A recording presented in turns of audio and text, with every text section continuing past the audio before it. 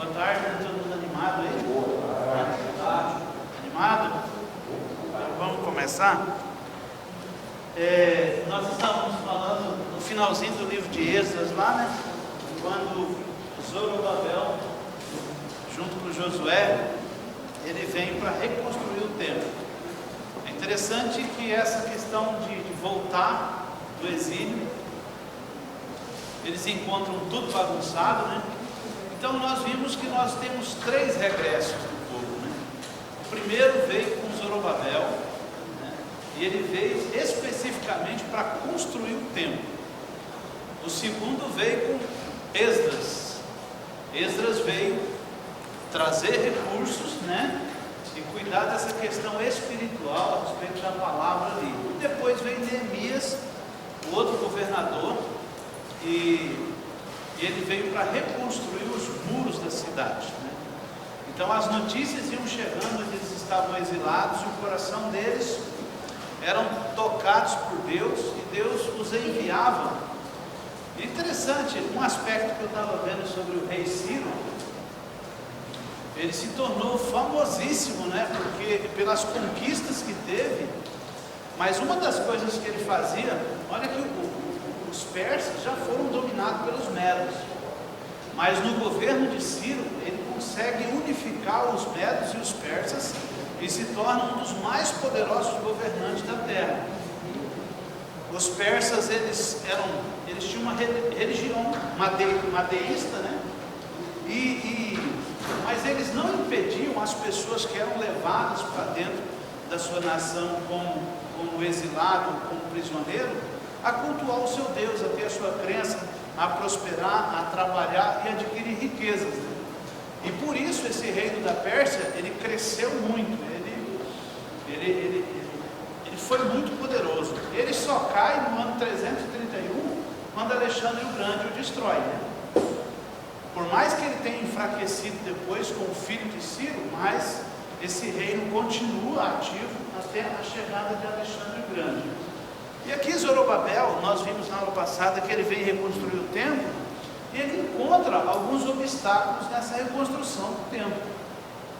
Então, nós temos aqui uma análise que faz que as dificuldades que eles enfrentaram naquela época na reconstrução do templo são as mesmas dificuldades que nós encontramos hoje ao edificarmos a casa de Deus. Então, a primeira estratégia, né, a aliança com o mundo, no capítulo 4, versículo 3 de Esdras, né, os adversários ali, as pessoas que estavam ali em volta, eram inimigos, eram os amonitas, né, os asdoditas, eles estavam em volta da terra e se propuseram a ajudar, mas essa ajuda era uma ajuda para quê?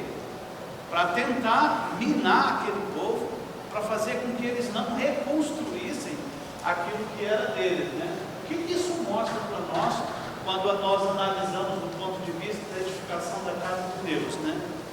A tentativa de Satanás e do mundo, Satanás com o mundo, é quebrar a fronteira entre o mundo e a casa de Deus, né? Os valores se tornarem iguais, muito parecidos. Quando não há fronteira entre mundo e Deus, e o povo de Deus, então isso faz com que a nossa relação com Deus termine, verdade?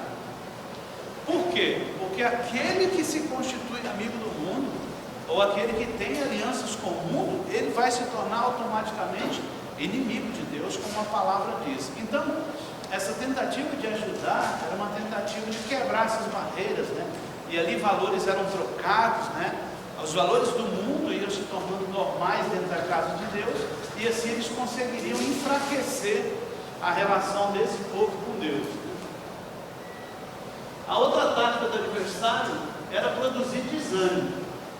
Pode o desânimo acontecer naquele momento por 2 causas: obstrução na obtenção de materiais e conselhos errados, né?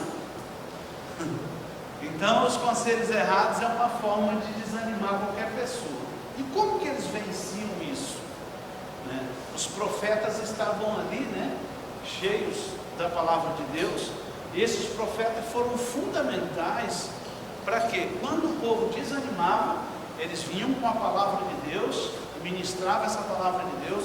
Essa palavra de Deus produzia arrependimento, produzia ânimo nessas pessoas, e eles começavam a todo vapor. Sempre foi assim, né? Então os profetas tiveram um papel importantíssimo, né?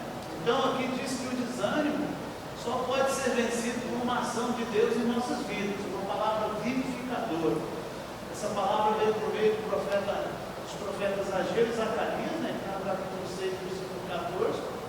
Quando a palavra do Senhor é proferida, há ânimo para o trabalho. Então Neemias, na reconstrução dos muros ali, né? O tema central do livro de Neemias é a alegria, né? Então a alegria do Senhor é a nossa força. Se nós não encontrarmos lugar no Senhor, nós jamais teremos ânimo ou força para edificar a sua obra ou edificar a sua casa. E a terceira estratégia era a acusação, né? Então não tinha nada de errado, mas a acusação não precisa de fato, bastam calúnias. Graças a Deus que o sangue do Senhor nos purifica, e por isso podemos vencer o acusador. Muitos se prostraram por causa das acusações, desconhecendo o poder justificador do sangue do Cordeiro. Então, a acusação ainda é uma das ferramentas que destrói a casa de Deus. Não é verdade? Se quiser ver uma pessoa perder o pique, perder o ânimo, você lance uma acusação sobre ela. Nem precisa ser verdade para já gerar um desconforto, não é verdade? Você lançou, você já produz um efeito, seja ele qual for.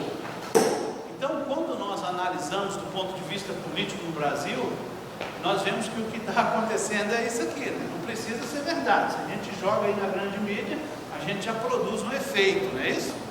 Então Satanás, nós conhecendo as estratégias de Satanás e fazendo uma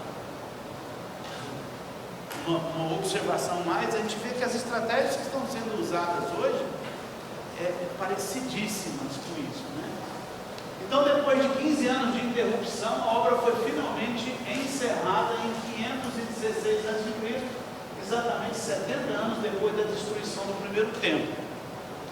Então nós vemos que o primeiro templo foi construído por Salomão, não é isso?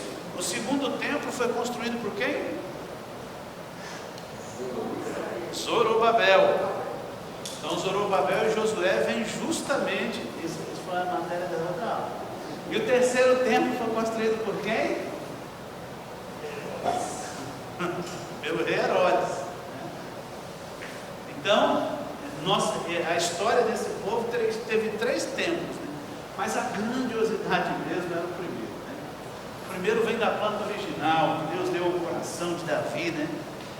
Davi prepara tudo com o maior esmero, né? E o coração dele estava cheio de alegria quando ele vou construir esse templo. Tinha juntado os recursos, era muito, nós até brincamos com a quantidade de ouro aqui na última aula, mas quando ele fala, Deus diz, não é você que vai construir. Ele passa todas as plantas. Esse templo era suntuosíssimo. Esse templo chamou a atenção do mundo da época. O outro já não tinha mais a mesma beleza, e nem os recursos também eram menores para construir. Aqui no caso, né, estava com um problema financeiro, e o outro também não teve a mesma glória, não é verdade? 70 anos depois do segundo templo ter sido inaugurado, o sacerdote Esdras conduziu uma segunda caravana, como nós falamos, né? Zorobabel, Josué, Ageu e Zacarias já eram mortos, provavelmente. Quando chega em Jerusalém, Esdras encontra um quadro espiritual assolador.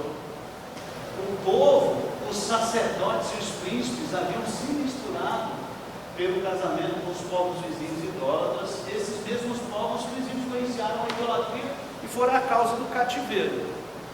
Então nós vimos, quando nós estudamos o livro dos Juízes, nós vimos que a instituição dos juízes na terra foi justamente porque não havia liderança, não é isso? Moisés morre, não deixou sucessor, não deixou discípulo, Josué morre, desculpa, não deixou sucessor, não deixou discípulo, Então o povo se perdeu. Então cada um fazia o que queria.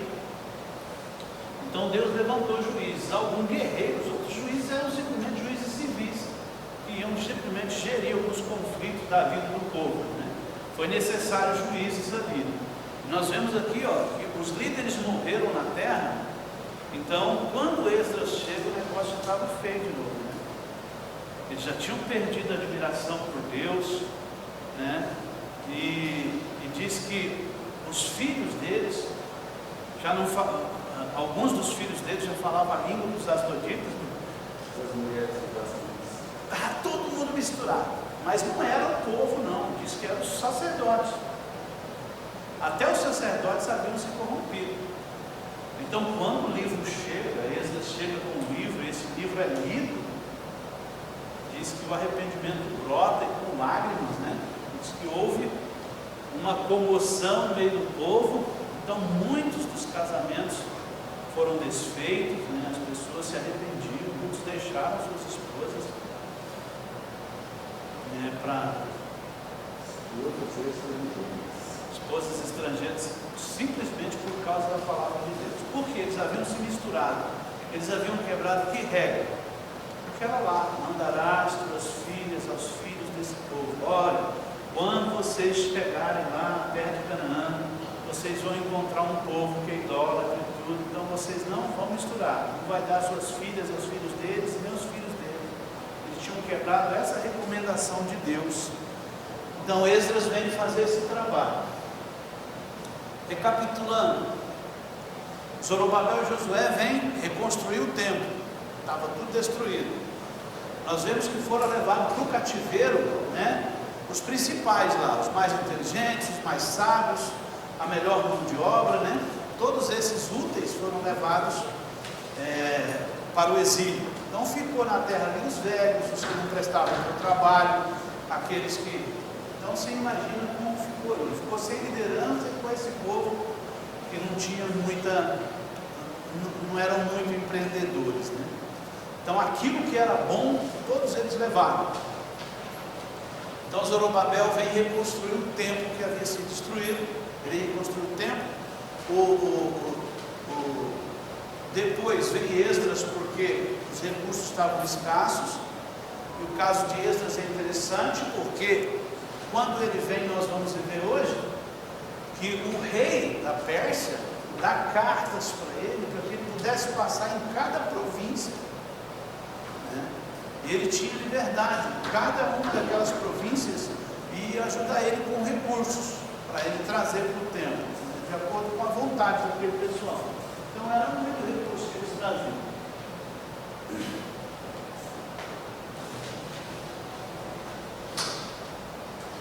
Aqui diz que Esdras rasga suas vestes, né? Se prostra com o rosto em terra quando ele vê. Ele fica perplexo. Voltando. Construção do segundo templo, aí Zorobabel e Josué. Eles estão nesse intervalo entre. Então Zorobabel e Josué vêm reconstruir o templo. A segunda reconstrução. É a segunda reconstrução. Aí depois vem o Esdras trazer recursos. E vem com a palavra de Deus. Depois vem Neemias reconstruir os muros, tá?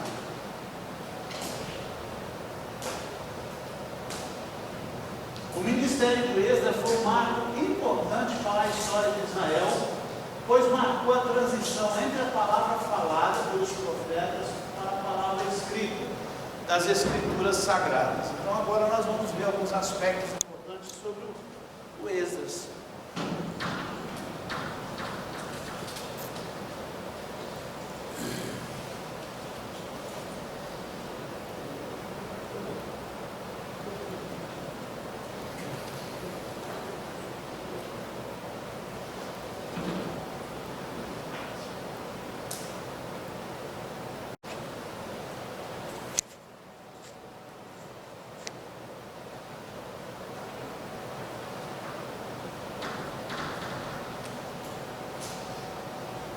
Então vamos lá para alguns detalhes importantes sobre esses livros finais aqui. Então, passadas essas coisas, no reinado de Artaxerxes, rei da Pérsia, Esdras, filho de Seraías, subiu de Babilônia em 458. Então a inauguração do templo de Jerusalém havia se realizado em 516, né? E nesse intervalo de 58 anos registramos os seguintes acontecimentos, né? Então o Assuero assume o trono da Pérsia, né? Esther tornou-se rainha, Amã decretou a destruição dos judeus, foi celebrada a primeira festa de Purim, Artaxerxes I assumiu o trono da Pérsia. Então aqui, essa história aqui nós não vamos contar. Então ela é um livro da Bíblia, uma das mais belas histórias, né? E foi nesse intervalo que aconteceu essa história. Então aconteceu enquanto o povo ainda estava no cativeiro, né? Essa intervenção da rainha Esther para defender o povo de Deus, né? Então Artaxerxes era o rei, né? E ela chama de Assuero, mas parece que Assuero era um título como César. É isso, irmão? Então Assuero era como se chamasse César. Todo mundo era César, assim como no Egito todo mundo era faraó. Mas o nome desse rei seria o Artaxerxes, que estava reinando nessa época. Então, a Esther, sabendo do decreto de Amã para destruir o povo judeu, né? Então ela fala para o povo: ó, vamos proclamar um jejum nacional a todos os que estão aqui na Pérsia, e eu vou procurar o rei. Mas ela sabia que podia morrer, essa história nós conhecemos, né? Então, mas ela se arrisca, depois de se consagrar e de buscar a Deus, ela vai até o rei, e o rei concede, né? O rei não a mata, né? O rei mantém o seu cetro para que a vida dela pudesse ser preservada. E aí o rei depois emite um decreto, né? Um decreto direcionado a todo o reino persa, né? Que todo judeu que estivesse no reino persa podia defender-se de qualquer coisa, porque o movimento eles matam os seus inimigos. Existe uma guerra nesse tempo, o povo mata os seus inimigos. A rainha anterior a Esther é Vasti. Então diz que o rei Assuero deu uma festa, e diz que depois que ele já estava bem embriagado, Vasti era uma mulher muito linda, ele queria que Vasti se apresentasse para os colegas dele, mas parece que ele queria fazer uma estripulia, que ela viesse nua só com a coroa, para ele mostrar que tamanho de mulher ele tinha. Diz que bêbado é engraçado. Ele disse que a rainha se recusou. Isso é a história que diz, tá, gente? A Bíblia não registra. A Bíblia não registra isso não, tá? Só estou contando aqui o que a história diz. A Vasti estava dando uma festa para as mulheres ali também, e ela se recusou. Isso fez com que o rei fosse uma batalha perigosíssima contra os gregos, e perdeu essa batalha. Diz que ele voltou e ficou enclausurado. Tudo isso é história, tá? A Bíblia não relata. Ele ficou muito depressivo, começou a beber e se embriagar constantemente. Então fizeram essa eleição de uma nova rainha, e Esther é que ganha o presente de ser a nova rainha da Pérsia. Mas quando você estuda a história paralela, tem uns detalhes que são interessantes, né? O que acontece na vida desses homens mortais, mas que se achavam imortais, né? Esse Xerxes mesmo, o rei da Pérsia aí, ele é interpretado por um artista nosso, Rodrigo Santoro, né? E ele vem todo, o cara era muito arrogante, né? Quem vence ele é o Leônidas, né? O grego, que esse é um dos mais belos filmes, que é os 300, né? Quem teve a oportunidade de assistir, viu. Ele era muito arrogante, ele nem era filho do rei anterior, né? O rei anterior diz que colocou ele no poder porque ele era extremamente aguerrido, né? Um cara visionário, cheio de garra, então por isso que ele assume o poder. Artaxerxes I era filho do Xerxes, que é o título de Assuero. Ele teria tido a oportunidade de ouvir bastante sobre o Deus do céu, como ele o chamou na carta que deu a Esdras, tanto de Mardoqueu como do próprio Esdras, né? Então Xerxes era filho de Dario e Atossa, filha de Ciro, né? Então aqui vem a junção dos medos e dos persas, né? Eles se casaram após Dario ter se tornado o rei dos reis. Ariâmenes também era filho de Dario, mais velho que Xerxes, mas Xerxes sucedeu Dario. Isso aqui é o lado que, depois se vocês quiserem estudar essa história aí, lá no...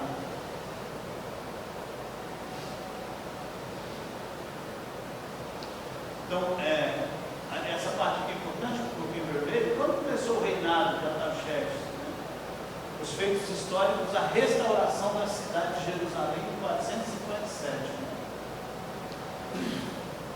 Aqui é interessante que no governo dele, o mensageiro ao guerreiro grego foi a Susa e obrigou o imperador a assinar com a Grécia um tratado de paz. Vou deixar isso aqui. Esse Ciro também tem uma coisa bem interessante, gente, que quando o reinado da Pérsia foi expandindo muito, uma das dificuldades que tinha com o reino grande era a notícia, não tinha e-mail, não tinha nada. Então, o que ele fez? Eles investiram em estradas. Diz que ele construiu 2.000 quilômetros de estrada. Então, com 15 dias chegava uma notícia de uma ponta do reino até a outra. Então o cara montava no cavalo aqui com a mensagem e lá no ponto, do outro ponto tinha um cavalo descansado. Ele chegava, trocava. Então, para rodar esses 2.000 quilômetros, às vezes gastavam 15 dias. Por quê? Porque quando chegava a notícia, dava tempo dele enviar os soldados e muitas vezes combater a invasão da nação. É uma coisa muito difícil que esses reis enfrentaram. Aqui é o decreto do rei Artaxerxes. Aqui nós vamos ver uma coisa bem interessante, porque Ciro deu o primeiro decreto para repatriar os judeus, não é isso? Foi Ciro, aquele que o profeta Isaías profetizou, né? Ciro, meu servo, né? 457, o rei Artaxerxes emite um decreto definitivo para restaurar a cidade de Jerusalém.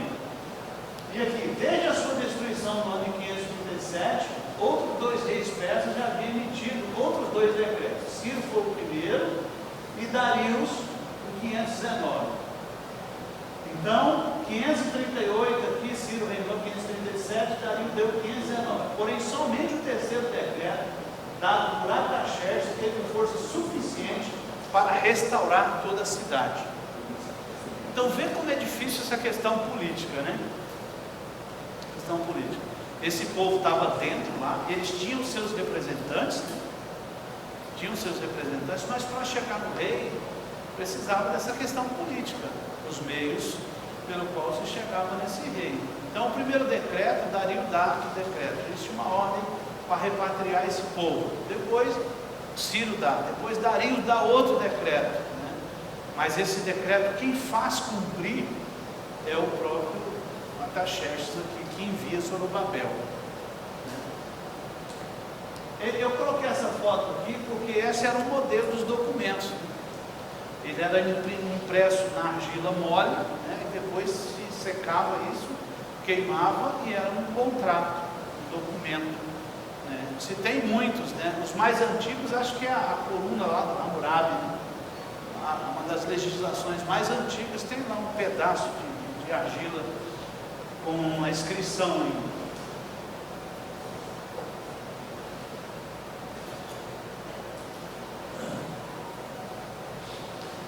Então, Assuero aqui, como eu falei, a história diz que todos dos Xerxes e Artaxerxes eram Assueros, entendeu? Como um título, né?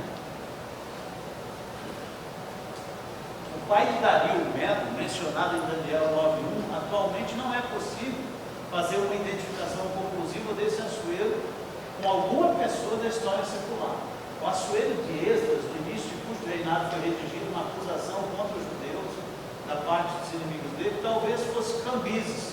Cambises já era o filho de Ciro, o sucessor de Ciro, conquistador da Babilônia e libertador dos judeus. Cambises reinou em 529 a 522. Não é fácil estudar essa história, porque é uma coisa, né, que você colhe daqui, colhe dali, né? E ali você tinha as crônicas, tinha Samuel, tinha várias crônicas de outros reis, né? Os reis tinham o hábito de registrar os seus feitos, né? E esses documentos foram usados para escrever a história. inclusive parte da história bíblica, né, dos grandes homens de Deus, foram encontradas nas crônicas de reis, muitas vezes, que não eram da parte de Deus. O Assuero do livro de Esther, segundo se crê, é Xerxes I, filho do rei da Pérsia, Dario, o grande. Dario, mostra-se que Assuero, Xerxes I, governava 127 distritos jurisdicionais, desde a Índia até a Etiópia. A cidade de Suzã era a sua capital, e lá era onde a Esther estava, né, durante grande parte do seu governo. A partir de 473, o judeu Mardoqueu passou a ser o segundo depois do rei Assuero. E grande para com os judeus e agradável para com a multidão de seus irmãos, procurando o bem do seu povo e trabalhando pela prosperidade de toda a sua nação. Olha só, sempre nós citamos Daniel como participação política, né? Mas aqui nós temos mais um homem na Bíblia, né? Mardoqueu. Diz que Mardoqueu foi muito bom no governo do rei Assuero, né? Pois que ele assume o poder, o anel é tirado de Amã e colocado no dedo de Mardoqueu. Mardoqueu escreveu muito para beneficiar o povo. Eu creio que inclusive o povo da própria Pérsia.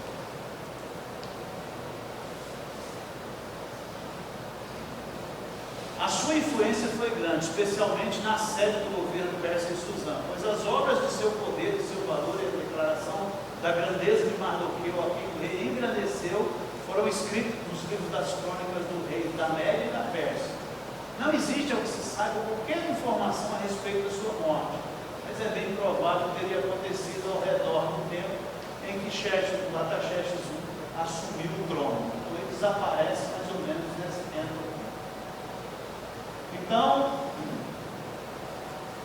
esse Esdras aqui, ele decide então aprender a lei do céu. Interessante como que esse homem se dedicou à palavra de Deus, né? Então, ele, por dois motivos: ele queria cumprir ela, né? Viver essa palavra e ensinar aos demais judeus. Então ele se torna esse escriba hábil na lei de Moisés, né? Então, a pessoa que era treinada nessa lei, a pessoa que era especialista nessa Torá, ele era uma espécie de juiz, né? Então, ele estava apto a resolver qualquer conflito. As pessoas podiam procurar. E o Esdras se torna hábil nessa coisa. Ele tinha essa posição de destaque, né, pelo seu profundo conhecimento da lei de Deus, e era da descendência de Arão. Então, Esdras nos dá detalhe da linhagem dele, mostrando a sua descendência desde Arão, portanto, pleno direito de exercer sacerdócio, o Esdras tinha. Então, o que ele trouxe, né? Quando ele vem, ele traz com ele o quê? Olha a preciosidade que o Esdras vem com ela. Ele não vem só com dinheiro, não. Não é verdade? Então, gente, ele vinha com os 5 livros de Moisés, vinha com Gênesis, Êxodo, Levítico, os Números, Deuteronômio, Josué, e de outros livros contendo as crônicas de Samuel, dos reis, da maioria dos profetas e de Daniel. É até possível que, inspirado pelo Espírito Santo, ele tenha compilado como editor os livros que agora temos com base nos livros e nas crônicas. Esdras se dispôs a seguir e a deixar a posição confortável e privilegiada em que se encontrava, a fim de ir até Jerusalém para fazer o povo obedecer a lei de Deus, levando consigo todos os judeus que quisessem voltar para a terra dos seus ancestrais. Seria como missionário em nossos dias. Então, se na primeira leva com Zorobabel vem quase 50 mil, né, 49 mil e pouco, nessa segunda leva vem quase 2 mil, parece que 1.753 judeus que vêm com o Esdras, né, trazer isso. E vem com toda a preciosidade, né, que seria de nós sem a palavra, não é isso?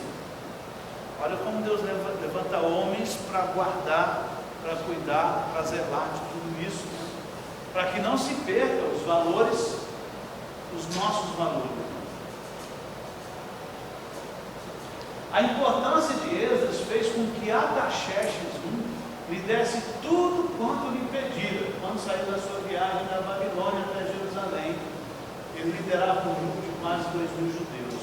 O decreto era necessário porque esse número grande de pessoas pudesse sair de suas cidades e ter trânsito livre para o ocidente, do ocidente até Jerusalém. Então era uma espécie de passaporte em cada província que eles passavam, né? Então ali eles tinham que passar pelo serviço de interrogação ali. Com um decreto do rei, eles passavam livremente, né? Então o rei Artaxerxes otorgou grandes poderes a Esdras na carta que vemos copiada aqui. Então nós vamos ver o conteúdo da carta. Olha só, o endereçamento da carta, gente. É dirigida ao sacerdote Esdras, escriba da lei do Deus do céu. A carta estava endereçada assim. Então, esse rei conhecia o Deus dos hebreus, né? Ele chega a chamar o Esdras também de escriba do céu. Mas no endereçamento da carta, ele fala escriba da lei do Deus do céu. É decretado que todo israelita que quiser ir com ele a Jerusalém, vá. Então vamos continuar com. Então o que ele veio fazer? Né? Ele foi. Então, geralmente quando eles repatriavam, eles nomeavam governadores, né? Verificar se tudo está sendo feito de acordo com a lei de Moisés em Judá e Jerusalém. Levar com ele a prata e o ouro voluntariamente dedicada pelo rei e os seus 7 conselheiros ao Deus de Israel. Toda a prata e todo o ouro que achasse em toda a província de Babilônia, bem como as ofertas voluntárias para o templo de Jerusalém feitas pelo povo e pelo sacerdote. Com esse dinheiro, comprar animais e outras coisas para que as ofertas de manjares e libações, para oferecê-las sobre o altar no templo de Jerusalém. Fazer com o resto do dinheiro que bem lhes parecesse segundo a vontade de Deus. Restituir ao templo os utensílios que foram dados para este fim. Tirar dos tesouros do rei o resto do que fosse necessário para o templo. Todos os tesoureiros situados além do rio Eufrates são obrigados a dar a Esdras tudo o que ele pedir dentro de certos limites. Que prontamente se faça para o templo tudo que se ordenar, segundo o mandado do Deus do céu. Ficam isentas das imposições de direito, artigo, tributo ou renda, todos os sacerdotes, levitas, cantores, porteiros, servos e ministros do templo. Então estava a isenção de imposto.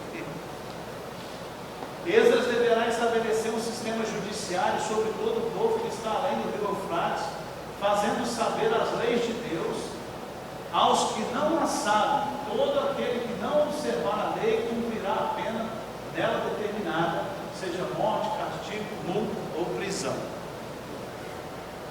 Documento interessante que trazia, né? E essas portas todas foram abertas por quem? O próprio Deus. Então ele profetiza, ele levanta os reis necessários, ele coloca homens que não conheciam, né? Que não o serviam, que os persas eram Zoroastra, Zarastutra era o grande guru deles, né? O zoroastrismo é uma das religiões mais velhas que existe. É muito fraca hoje, é enfraquecida, mas... E aqui, isso aqui é interessante que eu achei também. Isso tudo, Artaxerxes comandou por causa do temor que tinha do Deus de Israel, para que não houvesse grande ira sobre o reino, do rei e de seus filhos. Ele reconhece que foi Deus que inspirou o coração do rei para ornarmos a casa do Senhor que está em Jerusalém. Deus pode mudar o coração de um rei. Provérbios capítulo 21, versículo 1. Então, olha, assim, eu vejo que o coração desses homens, por mais que eles estivessem lá, e nós sabemos que muitos não voltaram, foi dada a opção, quem quer ir, vai, mas o coração de muitos bateu mais forte por Jerusalém, né, e pelo povo, porque lá eles não tinham tempo, eles não podiam oferecer os seus sacrifícios, ele não podia prestar os seus cultos, né? Então, nós vimos na aula passada que é nesse momento que surgem as sinagogas, Mas como as sinagogas não eram lugares preparados para todos os rituais que tinha o povo de Deus, então, né, eles gastavam tempo na oração ali, né, e nas práticas que davam para fazer na sinagoga. Então vamos lá. Quando estivermos enfrentando os desafios dessa vida, lembremos que Deus pode resolver as maiores dificuldades e trabalhemos com diligência e perseverança, sabendo que Ele tem a supervisão geral e a suprema autoridade. Tendo obtido sucesso, lembremos também de agradecê-lo com ações de graça e louvor, demonstrando nosso reconhecimento ao fato de que Ele veio, que dele veio a vitória. Dele veio a vitória. Gente, que feito esses caras. Por exemplo, Dario, por exemplo, ele viu uma manifestação de poder de Deus grande, né? A escrita na parede, né? Foi do reino dele. Diz que ele estava lá comemorando o grande feito, né? Inclusive as vitórias de guerra que eles tinham conquistado. Diz que de repente, no meio da festa, na hora do melhor, diz que uma mão começa a escrever na parede. Diz que o rei espantado manda chamar Daniel, e Daniel chega lá corajosamente, né, e faz a tradução da escrita na parede. Daniel diz para ele que todos os reis até aquele momento tinham sido ruins, mas ele era o pior de todos. Então, corajosamente diz isso, né? Esse aspecto aí marca o fim do Império Babilônico. A maior queda deles foi nesse tempo aí. Deixa eu ver se tem. Esse que nós tivemos foi o Egito.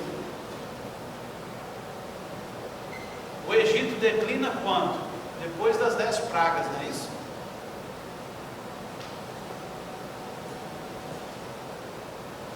Surge no cenário mundial a Assíria. Capital, Nínive. Depois, os medos e persas. É Babilônia, isso.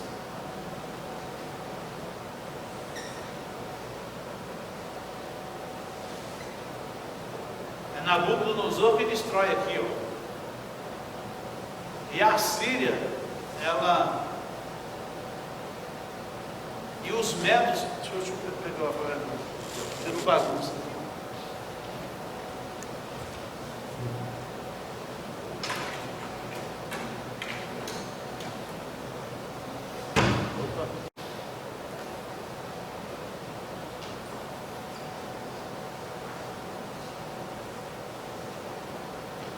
Depois surgem os medos.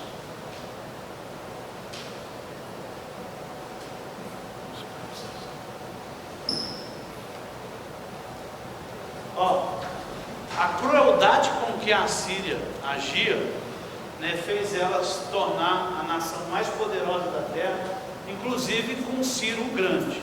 A forma dele governar, sua forma inteligente de governar, porque ele investia muito em ensinamento, em cultura e tudo. Então, a forma dele governar. O Egito estava em decadência porque nós olhamos para essas grandes nações e a gente vê sempre uma marca do juízo de Deus. Quando, por exemplo, a Babilônia era poderosíssima, né? Porque a Babilônia acaba com a Síria. Isso foi profetizado por Deus. O primeiro juízo que Deus manda sobre Nínive, que era a capital da Síria, foi com Jonas, né? 150 anos depois, eles se arrependem.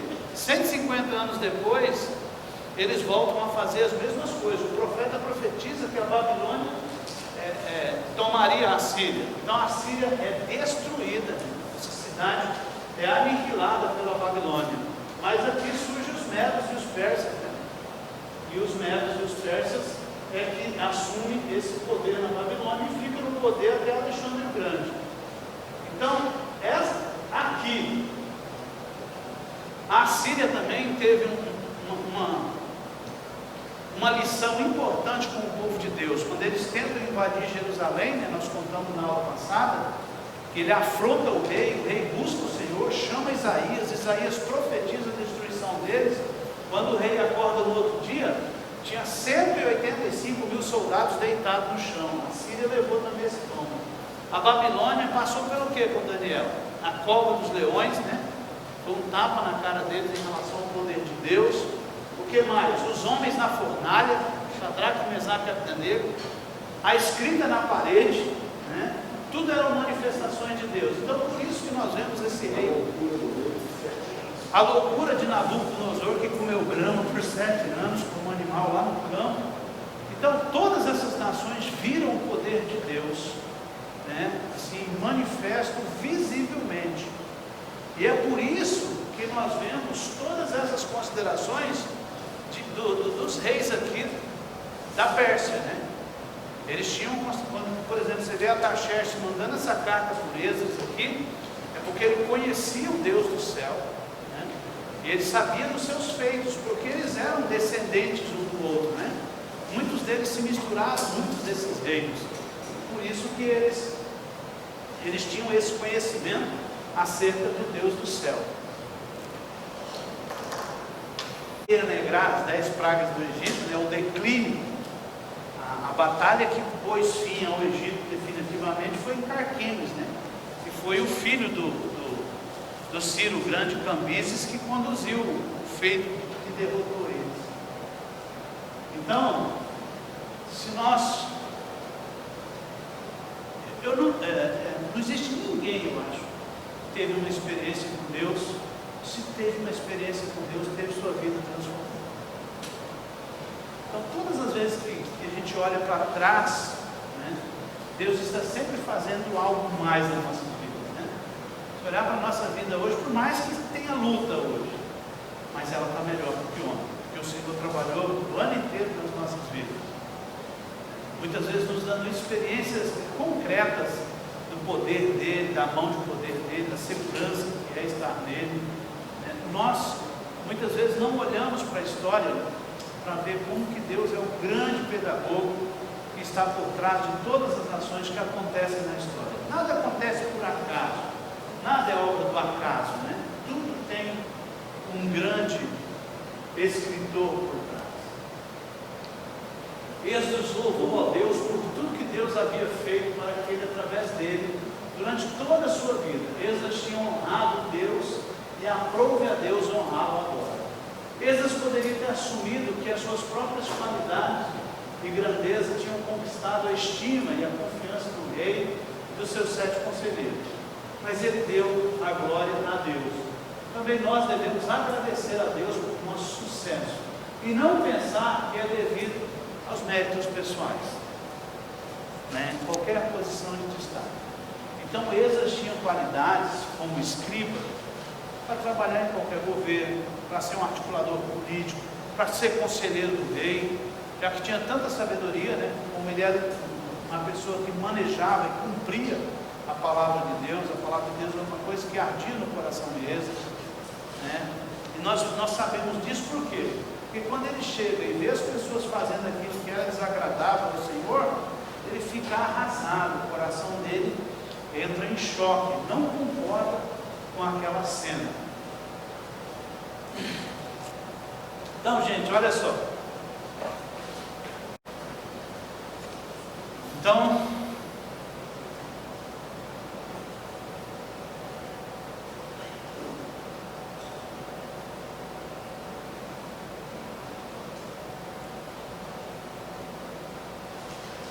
nós vimos que essa história acontece mais ou menos aqui no meio, não é isso?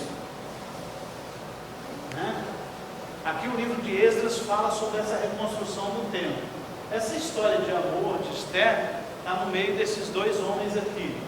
Neemias é o cara que estava lá na corte do rei também e servia o rei como copeiro, né? Um cargo de autoconfiança, estava bem, né? Mas diz que de repente chegam alguns irmãos, inclusive o profeta Anani, né? E ele pergunta para Anani, como que está os meus irmãos? E aí Anani fala, as portas queimadas, o muro derribado. E diz que a hora que Anani falou isso para Neemias, junto com os outros que foram até a Pérsia. Então diz que o coração dele se entristeceu naquela manhã, né? E quando ele vai servir o rei, ele se apresenta diante do rei. Por mais que ele não pudesse se apresentar daquela forma, mas o rei nota que existe uma tristeza no olhar de Neemias naquela manhã. E o rei pergunta para ele o que está acontecendo. E ele faz o relato para o rei do que estava acontecendo em Jerusalém. E a decisão do rei de enviar Neemias, nomear Neemias governador, a função de Neemias era ser governador da terra, era justamente porque esse rei ele tinha essa característica. De todas as pessoas que eram levadas cativas para o rei dele, para o reino dele, ele dava essa liberdade de ter a sua fé, de ter a sua crença, né, de trabalhar, de prosperar. É lógico que eles ganhavam em cima dessas pessoas. Então Neemias é nomeado governador e é enviado pelo rei, né, para reconstruir esses muros. E traz também recursos, né? Neemias traz recursos também. Ele vem para trazer recursos e para reconstruir os muros da cidade. Então ele chega ali, ele encontra muita oposição na reconstrução. Por mais que já estivesse pronto o templo, tudo, né? Mas o povo ainda não tinha muita moral ainda. Então diz que Neemias chega e fala: vamos reconstruir esse negócio, vamos levantar as paredes, né? Vamos ter a aparência de uma cidade de verdade. Então diz que ele começa a reconstrução dos muros e aí começam as oposições, né? E esse poverco está tentando reerguer o muro de novo, né? Como se fosse alguém. E ele faz um serviço de gerenciamento ali, diz que cada um repara na frente da sua casa, né? Então ele faz esse partilha de tarefas ali, e ele faz uma reedificação recorde. Em 50 e poucos dias ele estava concluída a obra ali e já tinha aspecto de uma cidade fortificada novamente. Eu vi uma profecia acerca do Brasil, que o cara fez uma analogia, a mesma analogia de Neemias, né? Acho que nós estávamos reconstruindo os muros do Brasil. E o que quer dizer muro? Muros são a proteção, né? Aquilo que nos dá segurança.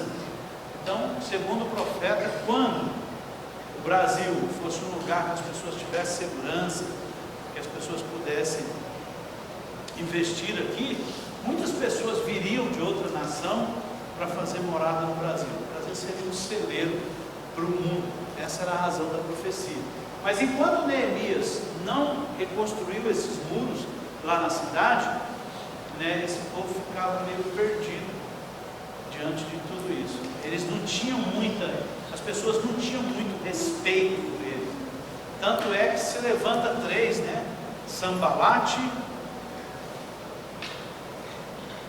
Tobias e Gersen. São os 3 principais inimigos de Neemias. E eles tentam a todo custo fazer como tentaram fazer com Zorobabel, né? Desanimar, né? Influenciar o contrário, dar conselho errado, né? Para que Neemias não reconstruísse o muro. Aqui a Bíblia diz que Neemias, em boa parte do tempo, ele e as pessoas que reedificavam, muitas vezes eles trabalhavam com a espada em uma mão e diz que edificando com a outra, né? Porque a tarefa era muito árdua. Tudo isso para reconstruir a casa e o lugar onde o povo morava, uma nação que foi destruída. Por que essa reconstrução toda? Que Deus havia dito através dos profetas que ele faria. Então agora ele move reis, move reinos para trazer de volta esse povo, para reconstruir os seus valores, reconstruir as suas cidades e para que eles pudessem morar com segurança. É assim que Deus faz com os seus.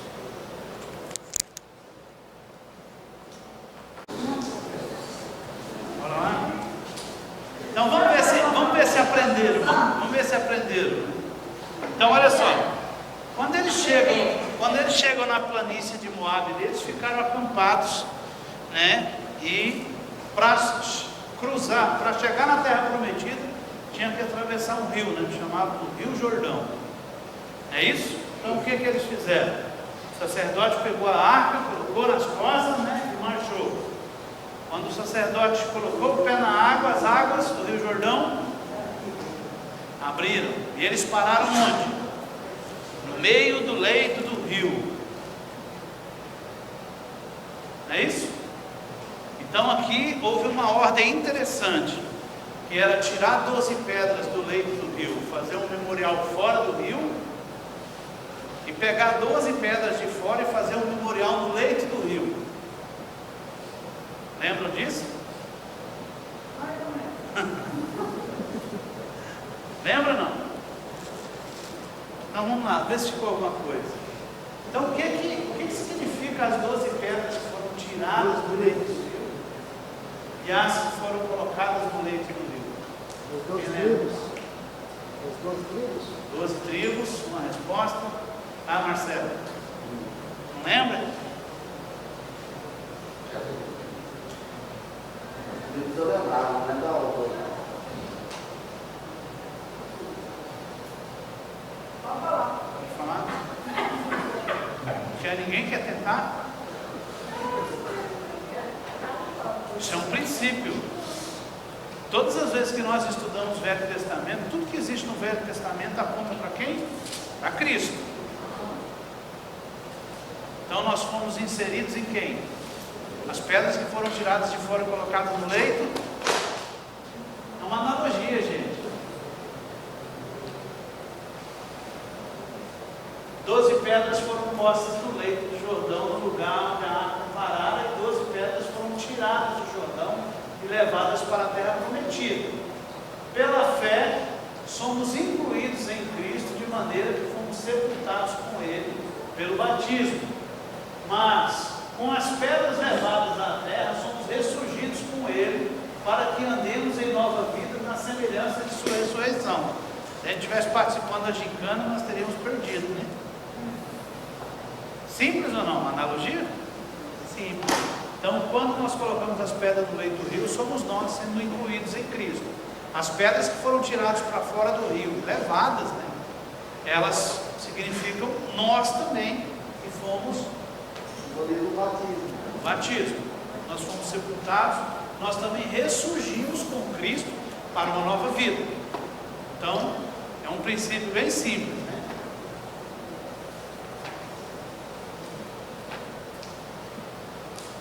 Aqui teve uma perguntinha que eu dei para vocês erraram, foi dos gibeonitas, né? Quem lembra disso? Muita gente errou. E a Bíblia, quando estudada pela temática, ela fica mais fácil. Não é isso? Então, por exemplo, fazendo uma progressiva agora, a primeira cidade que eles derrotam, que eles tomam é quem? Jericó. Lá aconteceu a quebra da muralha, né? Então Deus fala para não pegar do despojo. E aí Acã faz uma besteira lá e pega a capa babilônica lá e as peças de prata. E isso faz com que ele leve maldição para dentro do arraial dos santos. Então, quando eles vão tomar a cidade de Ai, eles levam uma surra, não é isso? São alvejados pelos habitantes de Ai, porque subjugaram eles. E quando Josué vai consultar a Deus, Deus fala: ó, pecado no meio do povo, maldição. E aí Josué, fazendo o ritual que era feito pelos sacerdotes, que é a sorte, né? A sorte foi caindo sobre a tribo, depois sobre a casa, e até chegar na pessoa que tinha pegado Acã, e ele levou ele onde as pedras estavam enterradas. Então, morreu ele e toda a sua casa. E a derrota e aí eles se reuniram de novo, se consagraram e foram lá e tomaram a cidade de Ai. O próximo povo, uma próxima experiência interessante, na cidade de Ai, eles subjugaram o povo de Ai, acharam eles muito pequenos, né? Leva só uns 3.000 soldados, né? E acontece isso. Agora os gibeonitas pensam o quê? Como esse povo está vindo conquistando todo mundo, nós somos o próximo. Então eles se vestiram de roupas velhas, pegaram provimentos embolorados ali, pães velhos, colocaram nos seus sacos e se apresentaram a Josué, dizendo: nós vemos de uma terra longínqua, né?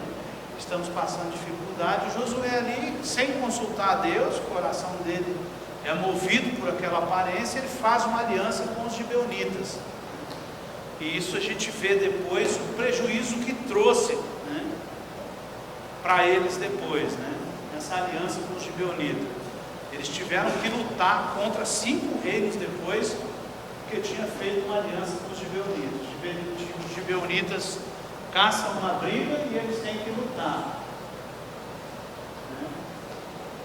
E essa aliança, nós falamos que uma aliança, as alianças que nós temos, elas são tão perigosas, gente, e que nós temos que ter cuidado com o tipo de aliança que nós fazemos, né? Então essa aliança ficou feita com o povo de Gibeá.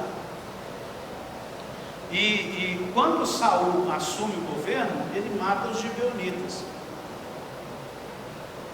Ele não podia fazer isso, ele tinha uma aliança. Josué tinha feito uma aliança com o povo. Então Saul foi desonesto, foi desleal à aliança e matou os gibeonitas.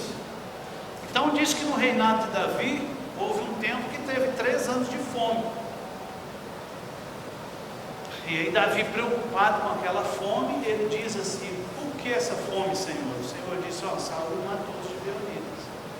Então Davi procura os gibeonitas que restaram e pergunta para ele o que eles querem para amenizar para resolver de uma vez por todas esse negócio. Ele falou assim: a nossa dívida é de honra, né?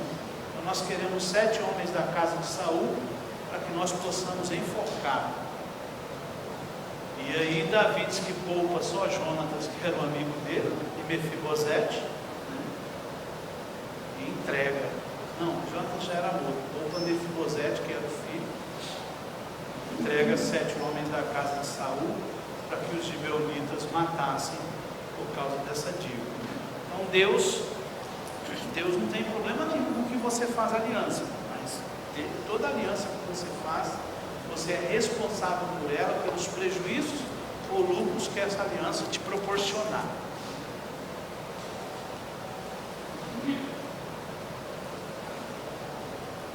Então, gente, olha só, o que nós estudamos durante todos esses dias?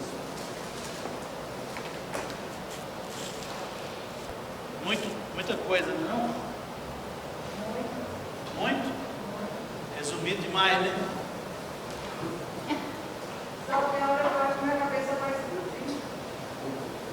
Tá, gente, mas é assim mesmo. É isso mesmo.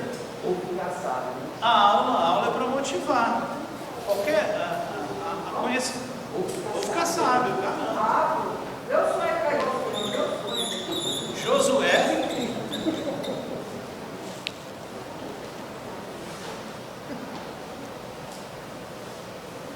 Juízes. Ruth. Aí vem o quê? Irani está proibido de responder.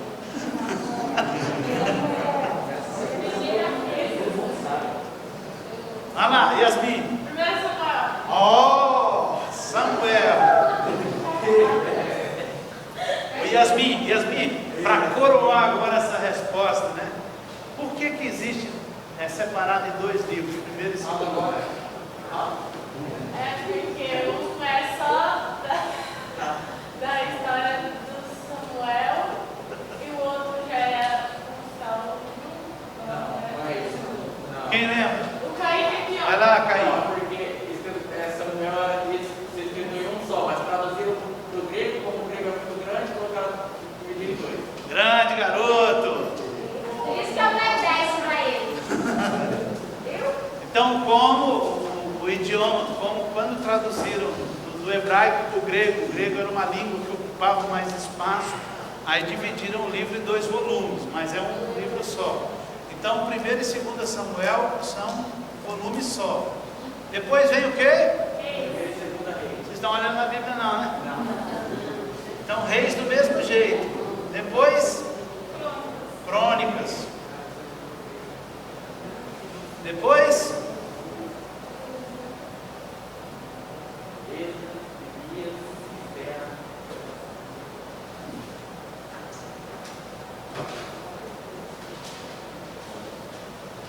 Esses são os livros históricos.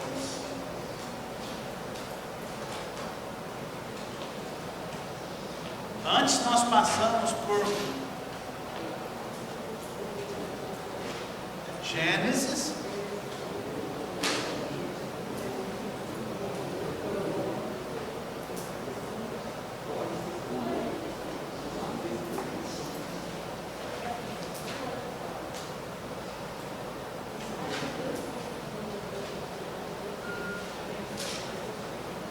esses são, qual é o nome desse grupo? Pentateuco.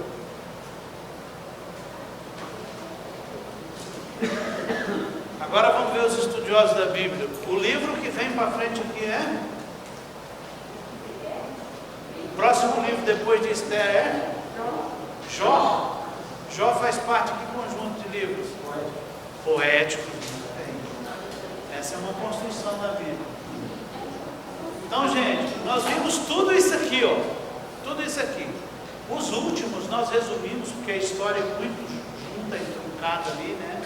Dos mesmos conceitos, ali na mesma ideia. Eles estavam perto, alguns estavam perto ali na Babilônia, depois na Pérsia.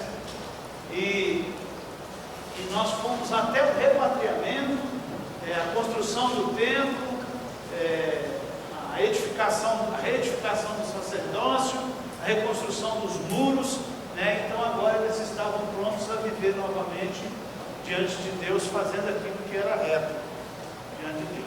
E aqui está próximo do Messias se manifestar, né? Nós sabemos que 400 anos antes do Messias se manifestar, Deus deixou de falar na terra. Não enviou mais nenhum profeta. Esse é um dos períodos também que é considerado o período das trevas, né? Assim como no período medieval, no século V. Então Deus não falou por nenhum dos profetas mais. Houve um período de silêncio de Deus, porque o povo pecou, né? Isso fez com que Deus parasse de falar. Então, o último profeta foi Malaquias. A última voz profética levantada antes do nascimento de Jesus, e depois aparece lá já próximo de Jesus, João Batista levanta uma voz, né, como profeta, já profetizando a chegada do novo rei. Por que Deus se cansou desses reinos terrenos? Porque todos eles eram maus. Eles começavam bem, né? Você viu que no reino do norte, que a capital era Samaria, nós tivemos 19 reis, todos eles eram ruins.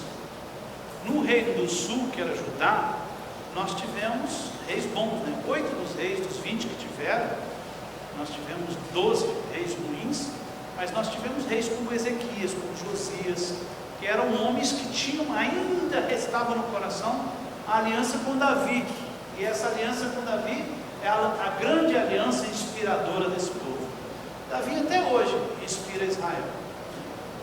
Davi até hoje inspira as nossas vidas, né? Pelo que ele viveu, pelo que ele sofreu, mas por terminar sua vida bem, o seu relato de que teve uma boa velhice, né? Não sei se teve velhice boa. Pessoal, nós já estamos num momento de silêncio com Deus? Não. Jesus já nasceu, o Espírito Santo está presente aqui. Tá, mas a gente continua, o inimigo é que reina na face da terra, né? Quem quiser lutar com ele é que tem que procurar Deus. Eu acho que nada começa em nós, né? Tudo começa em Deus. Ninguém está aqui por si mesmo. Olha só, desses 400 anos que ficou em silêncio, diz que as pessoas tentaram se comunicar com Deus, né? Não conseguia. O Espírito Santo não existia. Existia. Tudo, não levantou nenhum profeta. Então diz assim que muitas das pessoas que conheciam a profecia escrita acerca do nascimento do menino, que pegavam suas filhas virgens, né? Levantavam altares e deixavam as moças lá vestidas, prontas para serem possuídas pelo Espírito Santo. Deus nunca se incomodou com aquilo. Qualquer esforço humano não move o braço de Deus. Aí diz que um dia, esse anjo desce e vai lá em Maria. Maria, tu és bem-aventurada. Tu vai ter um filho, o Filho de Deus. E aí começa de como Deus se cansou desses reinos, porque os reis a cada dia eram mais perversos, e ele tinha que ficar interferindo. Ele vai restaurar o reino de Davi, né? Jesus é desse reinado de Davi. O reinado que Deus vai restaurar é o reinado de Davi. Por quê? O reinado que Davi deixou foi um reino que unificou Israel, e um rei terreno que eu acho que Deus tem algo conceito mesmo é o de Davi. Porque nós vimos que depois Salomão viveu como? Tinha paz, tinha justiça, tinha bondade, tinha fidelidade no reino de Davi. Era um lugar perfeito para morar. Então, se tiver um rei segundo o Senhor, vai ser bom na terra. Mas nós sabemos que não vai ter, não teve. Então Deus falou, agora eu vou implantar um reino diferente. Um reino espiritual. Mas nós já estamos nos finais do tempo, né? Que as pessoas dizem. Está tudo se concretizando. Com certeza. Então, é sinal que nós não vamos ter esse silêncio de Deus, então. Não, jamais. Para nós, O silêncio de Deus só vai acontecer quando ele retirar os santos daqui. Se ficar silêncio é porque você já ficou.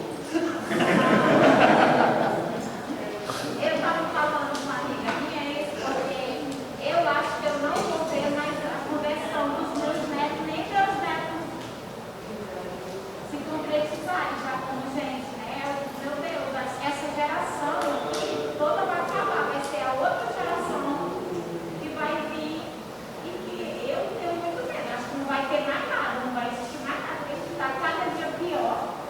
As guerras aí. A proposta de Deus pode ser hoje, pode ser amanhã. Ninguém sabe, nem o filho sabe, só o pai sabe. Não, hoje, na verdade, Deus ele fica em silêncio para aquele que não busca ele, para quem está buscando ele, acredita. Gente, Quem pede, se manifesta. ontem o Casas trouxe uma revelação que é fantástico, né? Porque assim, existem muitas pessoas que estão no meio do povo de Deus e que não têm o Espírito Santo, gente. Existe. Porque para ter o Espírito Santo de Deus, para ele fazer morada em você, tem que passar pelo novo nascimento. E novo nascimento não é uma ação humana, não é uma decisão do homem. O novo nascimento é uma ação de Deus. Não é verdade? Então, quem não nasce de novo, não tem esse espírito. Então, às vezes, você pega uma pessoa, você tenta ensinar ela, você tenta levar ela a realizar qualquer coisa na obra de Deus, ela não consegue. Então, você pode desconfiar. Se essa pessoa não tiver o Espírito Santo de Deus, ela pode realizar a parte natural que é feita como obra de Deus, mas a parte espiritual ela não vai. Então, é muito sério aquilo que ele falou ontem. Assim, às vezes nós nos deparamos com pessoas que sabem todos os trejeitos, todas as falas, todos os dialetos que existem no meio do povo cristão, mas você vê que essa pessoa não rompe no mundo espiritual. Se você dá qualquer célula para ela, ela morre, né? E quando a nossa célula morre, é sinal de quê, gente?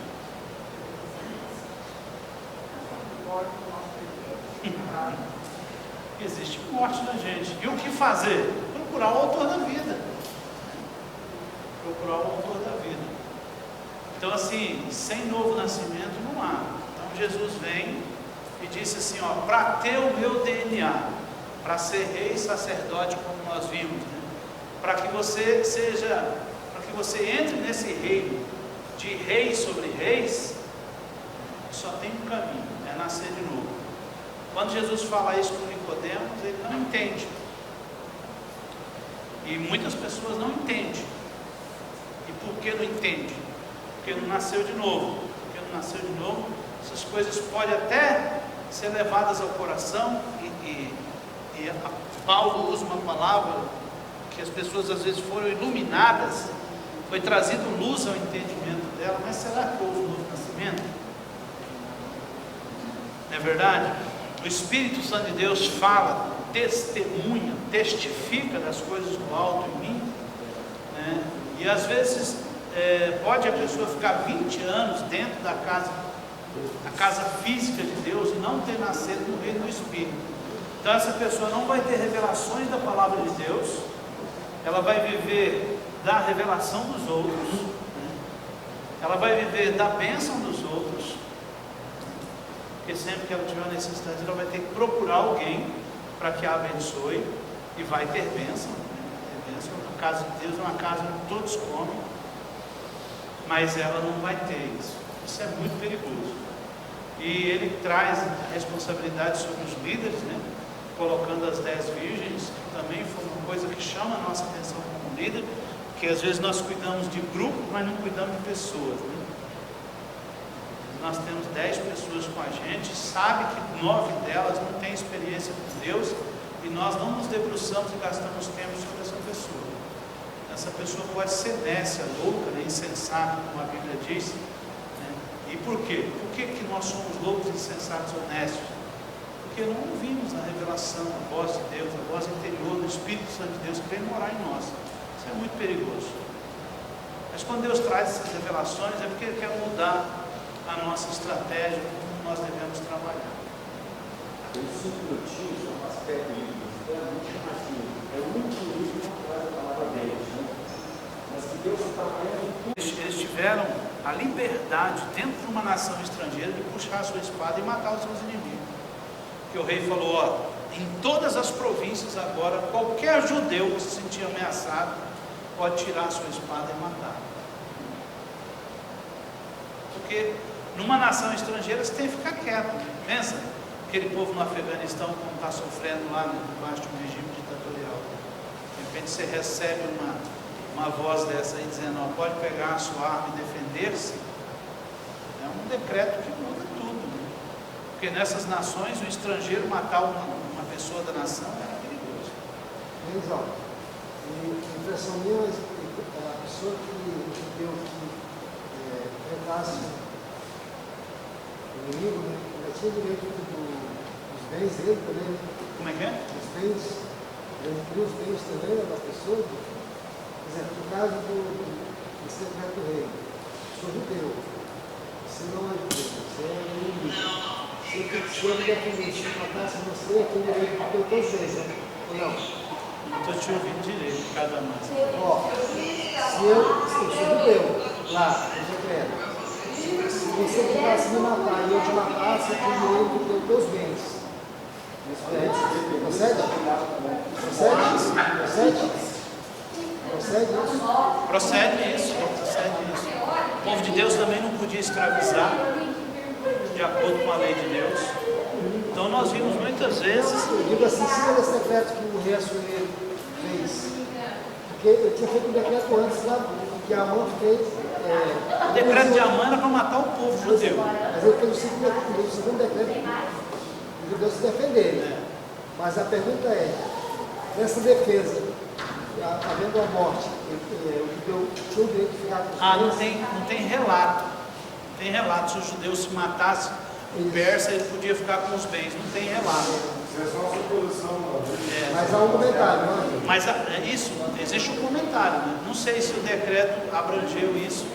Agora, o fato é que houve uma guerra. Como a Irani estava falando da festa de Purim, a festa de celebração justamente dessa libertação. Depois dessa guerra, onde eles tiveram que buscar suas espadas e guerrear. Então houve essa festa de celebração. Tomar café, né, gente? E depois